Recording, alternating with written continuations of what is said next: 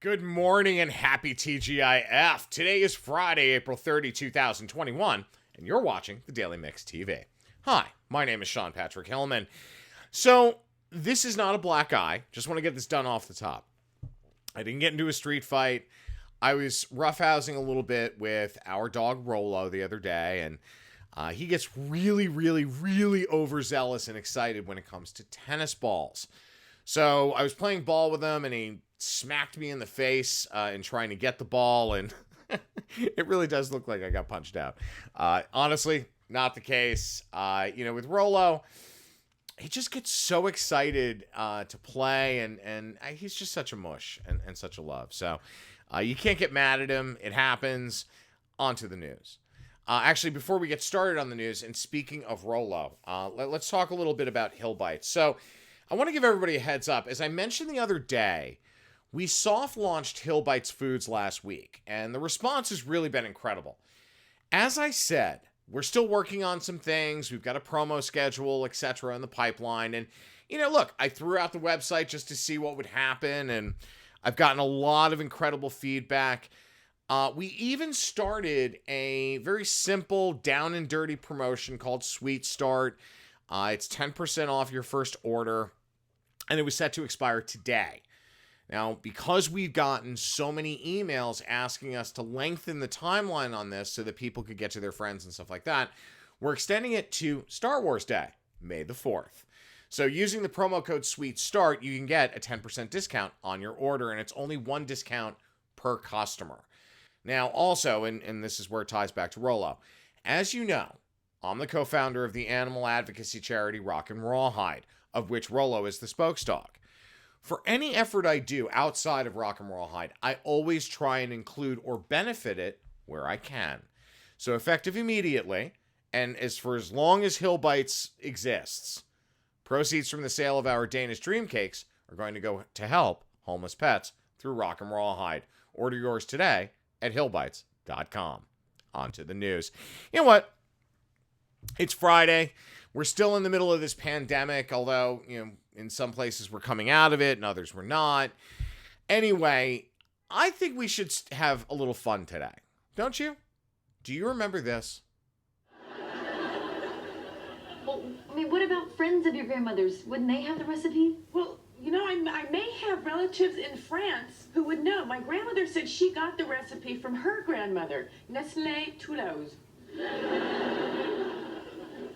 What was her name? Nestle Toulouse. Nestle Toll House?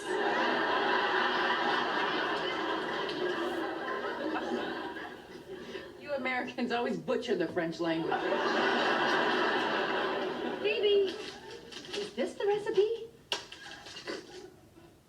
Yes! Well, Nestle Toulouse is bringing the flavor of funfetti to its cookie dough. The brand recently announced funfetti cookie dough consisting of vanilla cake flavored dough that's topped with rainbow sprinkles. Nestle Toll House is also adding several other edible products to its lineup, including cookies and cream edible cookie dough, hot fudge sundae morsels, and more, chocolate peanut caramel morsels, and more. So, they're obviously on a major flavor kick right now. When you look at Nestle Toll House, the semi-sweet morsels are the single most popular ingredient for cookies, for chocolate chip cookies especially. And I know a lot of bakers that use Nestle Toll House. I know a lot of families that use Nestle Toll House. It really is an iconic brand. It's one that's been around for so long. The recipes on the back of every package for their chocolate chip cookies, which, Phoebe was talking about in Friends. And when you get down to it, the brand continues to expand in a very intelligent way. You look at their response to Pillsbury as an example. Pillsbury has, their chocolate chip rolls that you cut and then pop in the oven. Nestle has their own cookie dough format.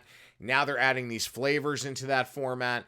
Very, very smart brand in how they approach their product development. They are very careful about how they do it, and they don't just throw things out on the market and hope that they stick. So consumers will be able to find these new products beginning in June at grocers and mass market retailers nationwide. But I have a feeling, given the selection that is both traditional and unique, given the hot fudge sundae morsels and the chocolate peanut caramel morsels, I actually think they're going to do very well with this. So we'll keep an eye on it for you and report back.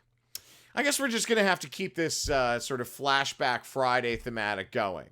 It looks like a throwback is making a comeback as the new face of the CoverGirl family.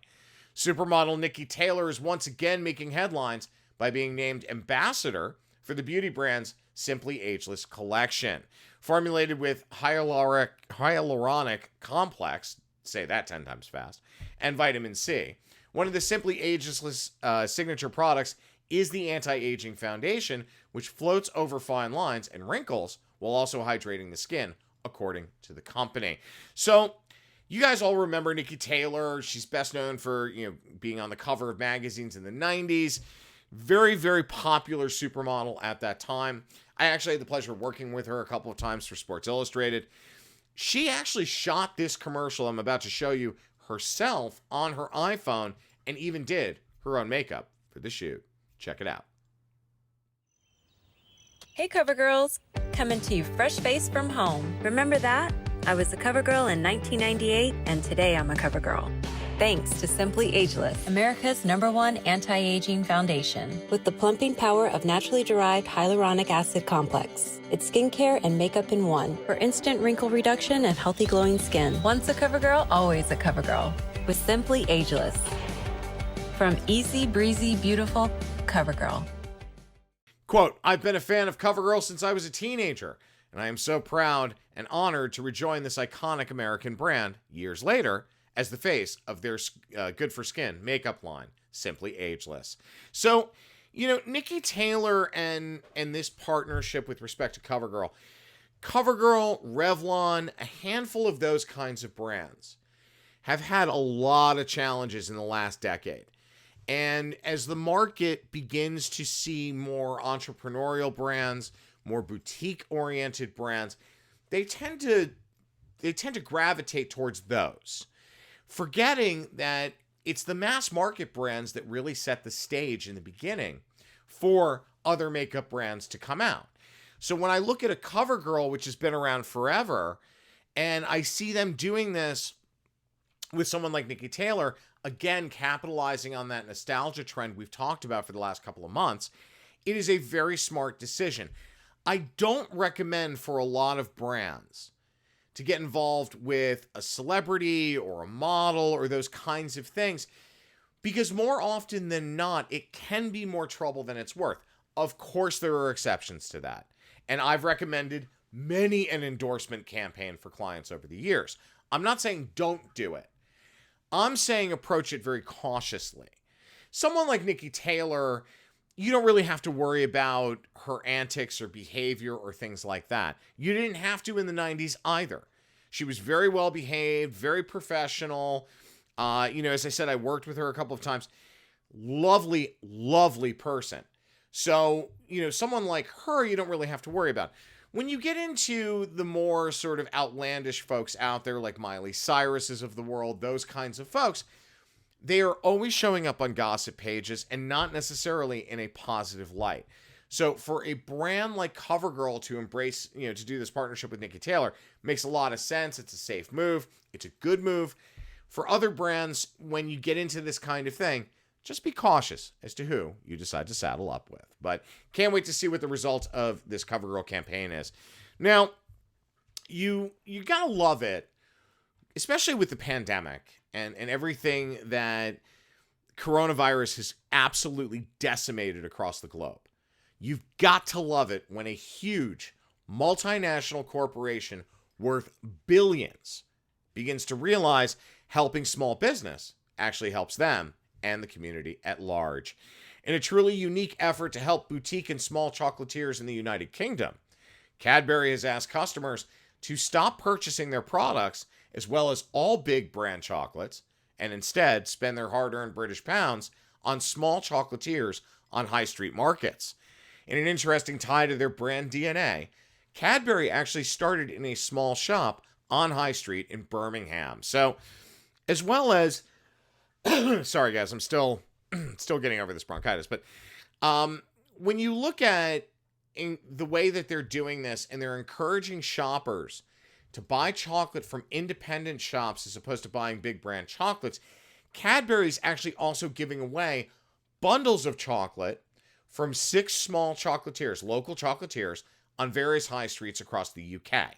So Cadbury has bought a load of their chocolate and is giving 2,000 of their products away for free from the 4th of May. All you have to do is visit cadburygiftsdirect.co.uk, and you can see the URL on the screen. Sorry, it's cadbury.gifts, to claim a free independent chocolate treat, of course, courtesy of Cadbury. It's programming like this that makes a long-term impact on the viability of a brand to grow, especially when you get into a brand the size of Cadbury. It is a multinational corporation. For them to forsake their sales to support small business is unheard of. And, I mean, think about this.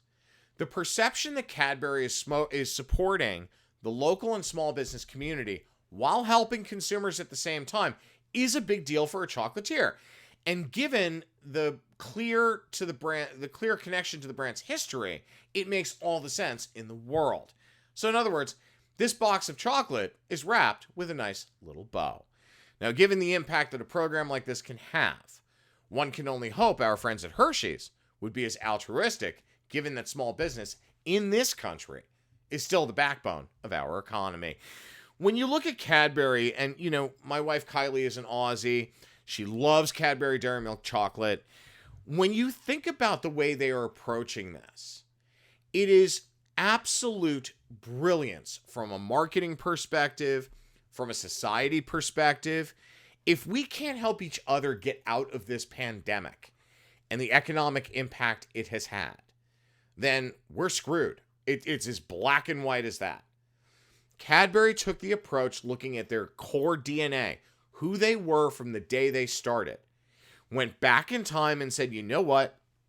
It makes sense, given what's going on and how many small shops on high streets across the UK have closed because of the economic impact.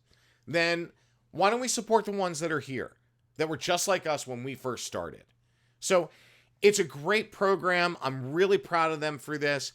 I wish others, like Hershey's, would take up that kind of mantle as well in the United States, because it can only help from there.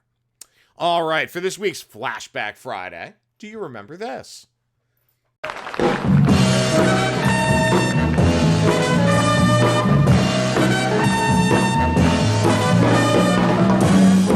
you want, baby, I got it. What you need, you know I got it. All I'm asking is for the respect with you. That's right, on April 29th, 1967, the world learned the definition of RESPECT by the Queen of Soul herself, Aretha Franklin. You know, Aretha went on to become one of the most powerful and popular voices in the soul, R&B, and pop music genres. I had the honor of working with her a couple of times, and I've got to say, she was just the nicest and most genuine woman. Unfortunately, Miss Franklin passed away on August 16th, 2018, from a distinct form of pancreatic cancer. When you look at Aretha's career and you think about the things that she achieved, it is just amazing. And I mean, guys, you know I'm a big fan of you know, doo-wop groups and, you know, Motown in the 60s and certainly the girl groups of the 50s. And I look at Aretha and I think back to some concerts she did for me for a couple brands and for something she did for me for Thurgood Marshall. And it's just, it amazes me the power of her career. So, you know, I miss her very much. She was just, as I said, I only worked with her a couple of times, but even those couple of times was just amazing. So sorry, I'm fanboying a little bit. Anyway, I'm out of time, guys. Today's episode's a little short, but we will be back on Monday. Again, remember, Danish Dream Cake at HILLBITES is on sale with proceeds going to Rock Rawhide. Check it out at HILLBITES.com. Have a great weekend, guys. My name is Sean Patrick Hellman. If you guys have any questions, comments, or story ideas, please email thedailymixtv@gmail.com. Have a good one. We'll see you on Monday.